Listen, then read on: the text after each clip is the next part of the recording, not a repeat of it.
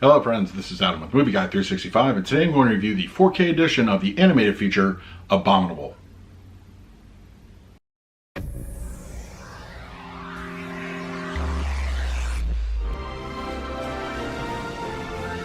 If you're new to the channel, please hit the like button, subscribe, hit that bell notification. I'll put out videos every single day. You can also find me over Twitter and Instagram at Movie Guy 365, as well as over at the Disney Magic Hour podcast. I will leave a link for that in the description. Okay, Abominable is here in 4K, and we are also provided with a Blu Ray edition as well as a 3D edition. Now, I'm only going to be reviewing the 4K edition for this video, so look for the 3D edition review tomorrow. So, as far as the movie itself goes, I'm a big proponent of animated features that like to kind of not be relegated to just children's fare. The movies like this, when we think of animated films, we think of things like Disney, and to a lesser degree, the Universal stuff like Minions and Despicable Me, Shrek, and all that sort of thing. Now, I like new properties. I like to take when studios take a chance and artists take a chance on a new kind of feature. And while they don't always land, some do, and I think oftentimes they actually get overlooked. And I'm happy to say I went into this one with like just a flat line of expectations, and I really enjoyed it. I thought it was a good film. It's got a great message, a good heart to it, and the animation style is beautiful. I'm going to touch on that in just a few moments when I talk about the picture quality. But yeah, I really enjoyed this one. I really think you should give it a chance just based off that. Even if you go for the standard Blu-ray or go digitally, like whatever you should do, you should definitely check this out in some form. Alright, I'm going to talk about the picture quality and the audio in just a few moments, but let's take a quick unboxing and be right back. I really kind of like the Abominable 4K case. We didn't get any exclusives here as far as steelbooks or anything from Target or anything to that, but I do kind of like it. It's got a nice little shine to it, slight embossing here on the Abominable title and on our rear cover, and then we do have the spine. And interior, same deal overall. So front and back, and no artwork on the Blu-ray, but the 4K does get a little bit of artwork, which is pretty nice. Okay, that's it for the unboxing. Let's talk about the picture quality and the audio.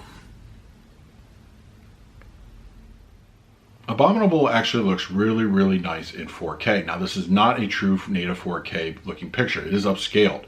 So I don't have the exact upscale where it's from, but if I had to throw out a guess, it's probably upscaled from 2K digital intermediate. But I think overall for the presentation that we get, it's a beautiful looking picture. As I mentioned earlier in my opening, I like films that kind of break the mold, take a little bit more chances.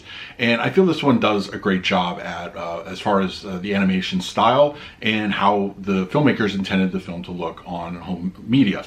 I think this is given an HDR10 Plus. Now my equipment's only equipped for HDR10, so I won't be able to speak on the plus aspect of it. But if it's anything what we're getting here, it's going to look phenomenal on your respective equipment. I think it's a beautiful looking picture. I mean, there's a lot of scenes that kind of elevate those color pops really, really nicely. Now, there is some black level here, but this being an animated feature, it's more or less an artificial blackness, and it does look good, and there's a few moments of it here and there, but it's not overly like a primary feature as far as the film goes. But there is a fair amount of detail, and I would say color are both the things that really just drive this one home. As I mentioned, detail looks great. Everything from the fur on the Abominable himself to just anything like clothing. The snow texture looks fantastic here. The color palette in itself is beautiful. There's a lot to really enjoy here, and I think as far as animation and how it can look on 4K, it definitely is one of those contenders that makes you want to really like reevaluate whether animation gets a significant boost utilizing 4K HDR. I would say yes, absolutely. In this case, it looks a really nice overall picture. Audio-wise, we are given it Dolby Atmos, and it's fairly good. It's not anything that's going to really win in any awards, but it's very immersive, and there's a lot of ambience to it. But when action scenes kick in, like when they're let's say rolling down a mountain or something, you definitely get a little bit of background action, and I appreciate those little touches here and there.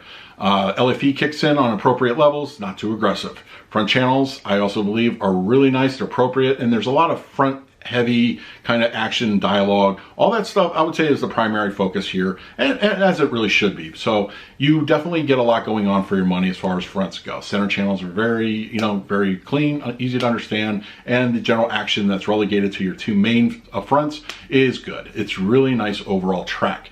I'm going to go ahead and give Abominable 4K a solid B+. I think I would have upped this a lot more if it would have been a native 4K looking image. I don't know why they decided to just do it this way, but as it is, I think it's a very strong presentation on 4K. So that's my review of the 4K edition of Abominable. Look for the 3D review. I will be reviewing that one tomorrow.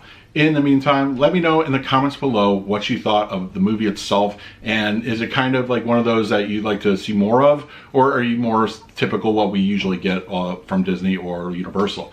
So go ahead, let me know in the comments. In the meantime, please like, subscribe, hit that bell notification. I'll put out videos every single day.